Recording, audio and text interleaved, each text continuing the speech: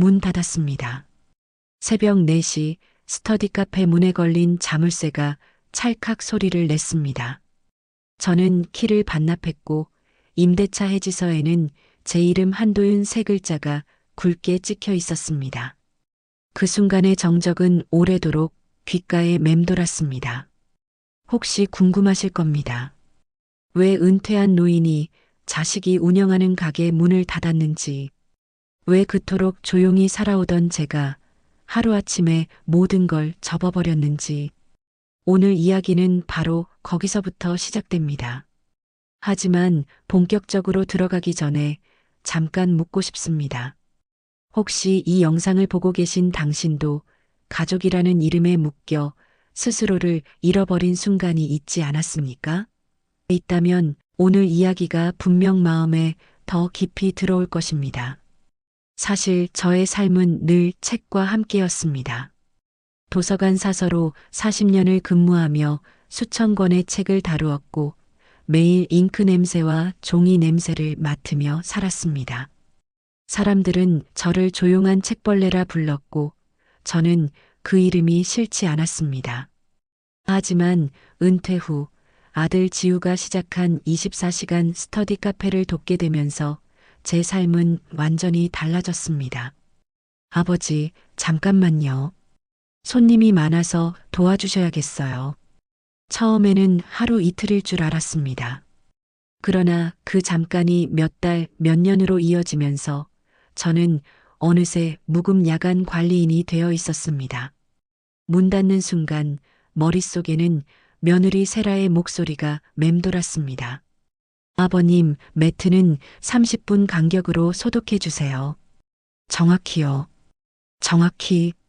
그 단어가 제 귀를 찌르는 날카로운 화살처럼 꽂혔습니다. 도서관에서 수십 년 동안 시간을 지켜온 제가 은퇴 후에도 또다시 시간에 쫓기며 살아야 한다는 사실이 기가 막혔습니다.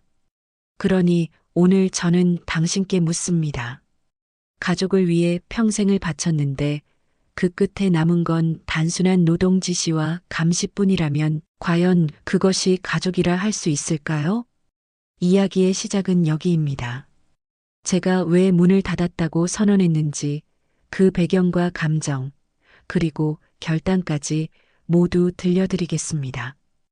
혹시 이 순간에도 귀 기울이고 있다면 끝까지 함께 해주십시오. 어쩌면 당신의 삶과 겹치는 장면을 발견할지도 모릅니다. 새벽 1시 30분. 환풍기가 낮게 돌며 쉴 새 없이 공기를 내뿜습니다.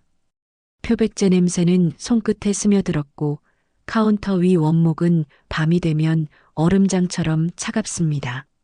제 몸은 이미 루틴에 길들여져 있었습니다. CCTV 렌즈 닦으셨죠? 저는 무의식적으로 고개를 끄덕였습니다. 벌써 세 번째 확인이었습니다. 전에는 도서관의 책장 높이를 점검했지만 이제는 카메라 각도를 조정하고 전등을 교체하고 의자를 다시 정렬하는 일이 제 하루의 대부분이 되었습니다. 손님이 들어오면 안녕하세요라는 짧은 인사와 함께 커피를 내려주었습니다. 하지만 아무도 저를 눈여겨보지 않았습니다. 그들에게 저는 단지 카페의 관리 아저씨였을 뿐 집주인도 아니고 아버지도 아니었습니다. 제 이름이 찍힌 건 택배 라벨 뿐이었습니다. 가게 주소로 오는 모든 청구서와 소포에 적힌 이름은 한도윤. 계약자도 저였습니다. 하지만 누구도 그 사실을 입에 올리지 않았습니다. 아들과 며느리는 단지 이렇게 말할 뿐이었습니다. 아버님, 이건 해주세요. 밤은 길고 손님들은 조용했습니다. 그들의 펜 소리와 키보드 두드리는 소리에 섞여 제 한숨은 아무도 모르게 흩어졌습니다. 저는 문득 생각했습니다. 제가 이렇게까지 해야 할 이유가 뭘까? 은퇴 후에는 책을 읽고 오래된 친구와 차를 마시며 손주와 시간을 보낼 줄 알았습니다. 하지만 현실은 달랐습니다. 저는 여전히 정확한 시간표에 맞춰 움직이는 톱니바퀴 중 하나였습니다. 새벽 2시 알람이 울렸습니다. 띠리리링 소독 시간입니다. 저는 기계처럼 일어나 소독제를 들었습니다. 테이블을 닦고 의자를 정리하고 바닥을 쓸었습니다. 40년 동안 도서관에서 책을 분류하고 정리했던 손이 이제는 걸레와 소독제를 쥐고 있었습니다. 그때 깨달았습니다. 저는 사람이 아니라 장비였습니다. 24시간 돌아가는 카페의 부품 중 하나. 고장나면 교체할 수 있는 그런 존재였습니다. 창밖으로 새벽빛이 스며들기 시작했습니다. 또 하루가 지나갔습니다. 그리고 내일도 모레도 똑같은 밤이 기다리고 있었습니다. 정확한 시간표와 함께 새벽 3시 20분 손님들은 조용히 노트북을 두드리고 있었고 저는 여느 때처럼 걸레를 들고 바닥을 닦고 있었습니다. 그때 며느리 세라가 카운터 쪽으로 다가왔습니다. 그녀의 손에는 반짝이는 새 머그컵이 들려 있었습니다. 아버님 컵은 이 아래쪽 전용으로 써주세요. 손님 컵이랑 섞이면 곤란해요. 요즘 위생에 민감해서요. 그 말의 순간 목이 꽉 막혔습니다. 저는 아무 대답도 하지 못하고 그녀가 지정한 하단 선반 구석에 제 머그를 조심스레 내려놓았습니다. 분리. 단지 컵 하나의 자리일 뿐인데 제 존재가 구분 지어지고 분리되고 격리되는 기분이 들었습니다. 제가 마시는 물, 제가 앉는 자리, 제가 쉬는 시간마저 이곳에서는 모두 규칙으로만 남아 있었습니다. 도서관 시절에는 책마다 분류 번호가 있었지만 그건 질서를 위한 것이었습니다. 지금은 달랐습니다. 이건 사람에 대한 분리였습니다. 아버님, 소독은 정확히 30분마다 하셔야 해요. 지난번 손님이 불편하다고 했거든요. 그녀의 목소리는 친절함보다는 브랜드 매니저의 톤에 가까웠습니다. 저는 그 말을 되뇌며 소독제를 다시 들었습니다. 제 손은 어느새 기계처럼 움직이고 있었습니다. 3시 20분 알람이 울렸습니다. 소독할 시간입니다. 작은 벨소리에 맞춰 저는 카페 안을 돌며 테이블을 닦았습니다. 손님들은 아무렇지 않게 공부를 이어갔습니다. 그들에게는 소독하는 제 모습조차 풍경의 일부일 뿐이었습니다. 아버님, 의자줄 맞춤이 조금 삐뚤었어요. 사진 찍어서 올려야 하거든요. 세라는 저를 바라보지 않고 휴대폰 화면에 집중하며 그렇게 말했습니다. 저는 그 순간 깨달았습니다. 이곳에서 저는 사람이 아니라 장식이었습니다. 광고 사진 속 깨끗한 공간을 완성하기 위한 보이지 않는 손일 뿐이었습니다. 그날 밤 잠시 화장실에 들어가 거울을 보았습니다.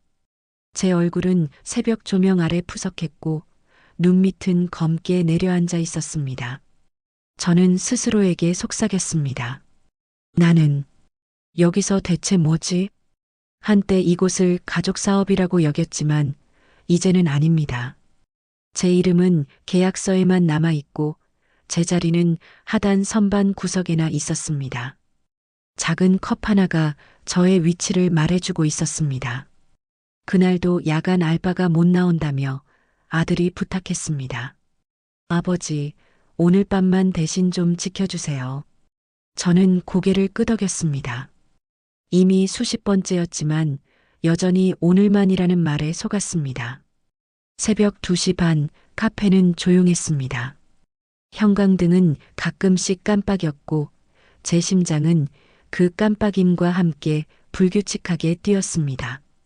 바닥에 쪼그려 앉아 걸레질을 하던 순간 갑자기 세상이 빙글 도는 것 같았습니다. 손에서 걸레가 미끄러져 나가며 바닥에 떨어졌습니다. 저는 의자에 기대려 했지만 몸이 말을 듣지 않았습니다. 숨이 가빠지고 이마에서 식은땀이 줄줄 흘렀습니다. 겨우 휴대폰을 꺼내려는 순간 카페 안에서 커플의 웃음소리가 들려왔습니다. 하하, 그거 진짜 웃기다. 시험 공부를 하던 학생들이 농담을 주고받으며 웃고 있었습니다. 그 웃음은 따뜻했지만 제 귀에는 멀리 떨어진 다른 세계의 소리처럼 들렸습니다. 잠시 후 누군가 저를 발견하고 구급차를 불렀습니다. 보호자 연락처요? 저는 잠시 머뭇거리다 대답했습니다. 괜찮습니다. 혼자예요. 그 순간 목이 메어왔습니다. 누군가 제 손을 잡아줄 줄 알았습니다. 아들이든 며느리든 혹은 손주든. 하지만 아무도 오지 않았습니다. 응급실 침대 위에 누워 천장을 바라보며 생각했습니다. 저는 가족 속에 있으나 동시에 완전히 혼자였습니다. 수십 년 동안 가족을 위해 살아왔는데 정작 가장 두려운 순간에는 곁에 아무도 없었습니다. 옆 침대에서는 다른 노인이 수술을 앞두고 가족과 이야기하고 있었습니다. 아버지 괜찮으세요? 물 한 모금 드릴까요? 따뜻한 목소리가 병실을 채웠습니다. 그들의 대화가 제 귀에는 잔인하게 다가왔습니다. 저는 눈을 감았습니다. 들려오는 건 심장 박동 모니터의 삑삑 소리뿐. 인생에서 가장 고립된 밤이었습니다. 그날 이후 제 몸은 전보다 더 자주 신호를 보냈습니다.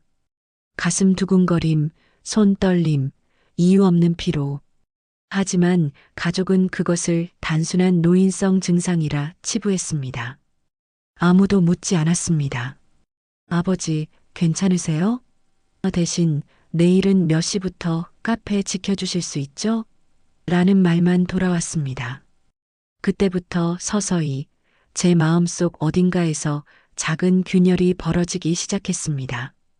그날은 심장이 유난히 빠르게 뛰던 밤이었습니다. 저는 조용히 카페 뒤편 작은 창고에 앉아 숨을 고르고 있었습니다. 문틈 사이로 빛이 스며들었고 거기서 들려온 목소리는 아들과 며느리의 대화였습니다. 우연히 들으려던 건 아니었습니다. 하지만 그 말들은 저의 가슴을 송곳처럼 찔렀습니다. 지우 씨, 솔직히 말씀드리면 아버님이 밤마다 카페 지키는 거 손님들 이미지에 별로 안 좋아요. 알아. 나도 마음이 걸리긴 해. 그런데 인건비가 만만치 않잖아. 그러니까 요즘 좋은 요양형 레지던스 많다던데요. 아버님도 거기 계시면 더 편하실 거예요.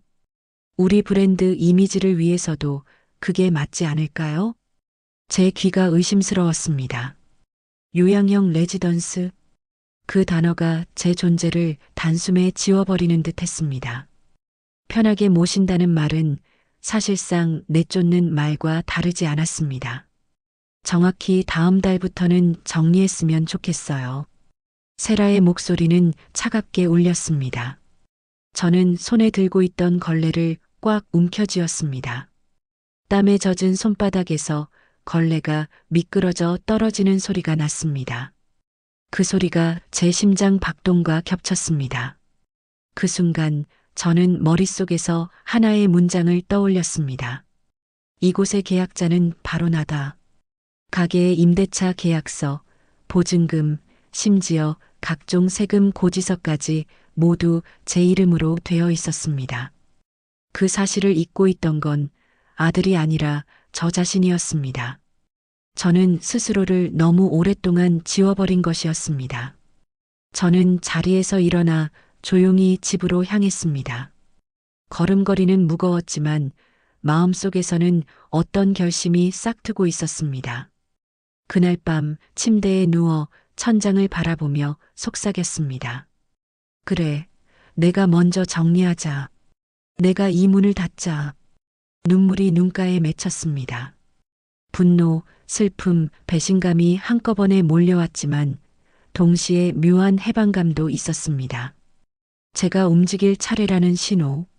40년 동안 도서관에서 책을 정리했던 손이 이제는 제 인생을 정리할 때가 온 것입니다. 더 이상 누군가의 그림자가 아닌 한도윤이라는 이름으로 살아갈 시간이 왔습니다. 창밖으로 새벽이 밝아오고 있었습니다. 새로운 시작을 알리는 빛이었습니다. 다음 날 아침 저는 책상 서랍 깊숙한 곳에서 임대차 계약서를 꺼냈습니다. 바랜 종이 위에는 분명히 제 이름 한도윤이 굵게 적혀 있었습니다. 떨리는 손가락으로 계약서를 쓸어내리며 생각했습니다. 이제야 제 이름이 살아나는구나. 안녕하세요. 스터디 카페 임대인분이시죠? 해지 통보를 하려고 합니다. 아, 아드님과 상의는 하셨나요? 상관없습니다. 계약자는 저니까요. 그 한마디로 지난 몇 년간 눌려있던 가슴이 시원하게 뚫리는 기분이었습니다. 되돌릴 수 없는 선택이었지만 되돌리고 싶지도 않았습니다. 저는 체크리스트를 작성했습니다. 해지 통보서 작성. 완료. 보증금 정산 규정 확인. 완료. 셔터 열쇠, CCTV 비밀번호 변경. 완료. 남은 물품 정리. 완료. 제 손으로 써 내려간 체크리스트는 단순한 업무 목록이 아니었습니다. 그것은 제 인생의 새로운 장을 여는 선언문이었습니다. 그날 오후 오랜 친구 경채에게 전화를 걸었습니다. 그는 바닷가 소도시에서 중고서점을 운영하며 라디오 낭독 모임을 열고 있었습니다. 경채야, 나 가게 정리했어. 뭐라고? 갑자기? 아니, 갑자기는 아니야. 사실 오래전부터 준비돼 있었어. 그냥 이제야 결심한 거지. 잘했어, 도윤아. 여긴 자리가 있어. 내 목소리로 책을 읽어주면 사람들이 얼마나 좋아하겠냐. 그 말에 가슴이 뜨거워졌습니다. 도서관에서 수십 년간 책을 만지고 정리만 했지 정작 제 목소리로 읽어준 적은 없었습니다. 하지만 이제는 가능했습니다. 제 이름으로, 제 시간으로, 제 방식대로. 창밖을 보니 햇살이 유난히 밝았습니다. 저는 다짐했습니다. 이제부터는 가족의 그림자 속에 있는 관리인이 아니라 나 자신으로 살겠다. 내 이름 한도윤으로. 그 순간 한동안 잊고 있던 자유의 감각이 다시 살아났습니다. 문을 닫는다는 건 끝이 아니라 제 이야기를 여는 시작이었습니다. 68세에 찾은 첫 번째 진짜 선택. 이제야 제가 주인공이 되는 순간이 왔습니다. 며칠 뒤 아들과 며느리가 여행을 마치고 돌아왔습니다. 카페 문을 열고 들어온 그들의 얼굴은 피곤했지만 동시에 무언가를 기대하는 듯 보였습니다. 아마도 다시 저를 호출해 청소, 소독, 의자줄 맞추기 같은 지시를 내릴 준비였을 것입니다. 저는 이미 그들을 기다리고 있었습니다. 테이블 위에는 깔끔하게 정리된 임대차 해지서, 사본과 계약자 도장이 놓여 있었습니다. 아버님, 이게 뭐예요? 계약 해지서다. 이미 접수됐다. 아버지, 설마 농담 아니시죠? 계약자가 아버지셨어요? 라벨에 적힌 이름을 못 봤니? 밤마다 CCTV 닫고 셔터 열고 닫고 보증금 내고 세금 낸 사람. 바로 나였다. 그럼 저희는 어떻게 하라고요? 갑자기 문 닫으면 브랜드가 무너져요. 너희가 늘 강조했잖아. 정확히 몇 시, 정확히 몇 분. 이제는 내가 정한다. 정확히 이번 주 금요일까지 이곳은 비워라. 아버지, 저희도 감사하게 생각했어요. 다만, 감사? 그럼 왜 나를 가게 인테리어 소품처럼 취급했지? 왜 내가 쓰러졌을 때조차 보호자 한 명 오지 않았지? 제 목소리는 흔들리지 않았습니다. 오히려 그들의 눈빛이 흔들리고 있었습니다. 아버님, 이건 너무 이기적이세요. 가족 생각은 안 하세요? 그래, 이번엔 이기적일 거다. 평생 남을 위해 살았으니까. 남은 시간은 내 이름으로 살겠다. 그 순간 공기의 무게가 바뀌었습니다. 권력의 중심이 이동하는 소리가 들리는 듯 했습니다. 저는 더 이상 무급관리인도 가게의 그림자도 아니었습니다. 저는 계약자였고 주체였고 제 삶의 주인이었습니다. 이제부터는 너희가 알아서 해라. 그동안 나한테 했던 것처럼. 그 말은 칼날 같았고 동시에 해방의 종소리 같았습니다. 68년을 살면서 처음으로 저는 제가 원하는 것을 선택했습니다. 가족의 기대도 사회의 시선도 나이에 대한 편견도 모두 뒤로하고 오직 한도윤이라는 사람으로서 내린 결정이었습니다. 아들과 며느리는 말없이 자리를 떠났습니다. 그들의 뒷모습을 보며 저는 생각했습니다. 이제야 진짜 아버지가 되는 것 같다고. 존경받는 아버지로 기억되고 싶다면 먼저 스스로를 존중해야 한다는 것을 깨달았습니다. 테이블 위에 남은 해지서를 바라보며 속삭였습니다. 이제 시작이다, 한도윤. 카페 문을 닫고 저는 곧바로 바닷가 소도시로 향했습니다. 오랜 친구 경채가 기다리고 있었습니다. 작은 중고서점, 바람에 책장 넘기는 소리가 들리고 창밖에는 파도가 부서지고 있었습니다. 도윤아, 이제 여기서 내 목소리를 들려줘. 낭독 모임 사람들 다 기다리고 있어. 저는 책 한 권을 들었습니다.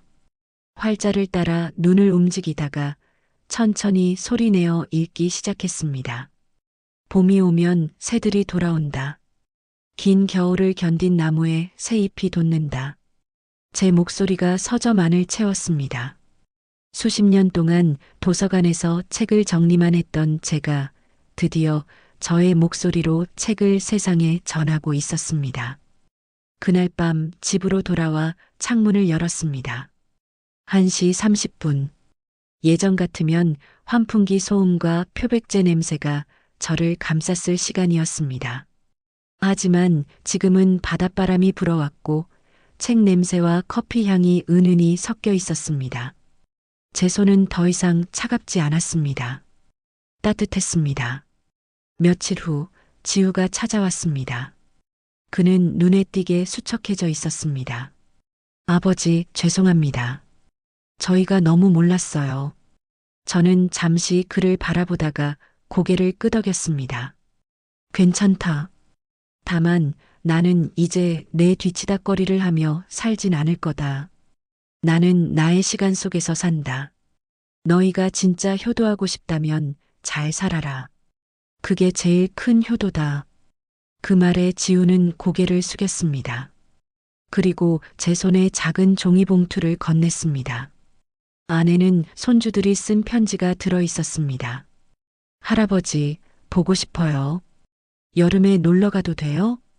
편지를 읽으며 마음이 흔들렸지만 곧 스스로에게 다짐했습니다.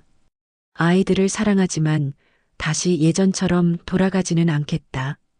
이번만큼은 내가 먼저다. 저는 답장을 썼습니다. 보고 싶다. 하지만 하루 정도만 와라. 그리고 엄마 아빠랑 꼭 같이 와야 한다. 경계는 분명히 그어야 했습니다. 그날 밤 파도 소리를 들으며 혼잣말했습니다. 고생 많았다, 한도윤. 이제는 내 이름으로 살아라. 처음으로 제 이름을 온전히 되찾은 기분이었습니다. 더 이상 누구의 아버지, 누구의 관리인, 누구의 그림자가 아니었습니다. 저는 그저 한도윤이었습니다. 혹시 당신도 이름이 지워진 채 살고 있다면 이제는 당신 이름을 불러줘야 할 때입니다. 그리고 제 이야기가 마음에 닿았다면 구독 버튼을 눌러주세요.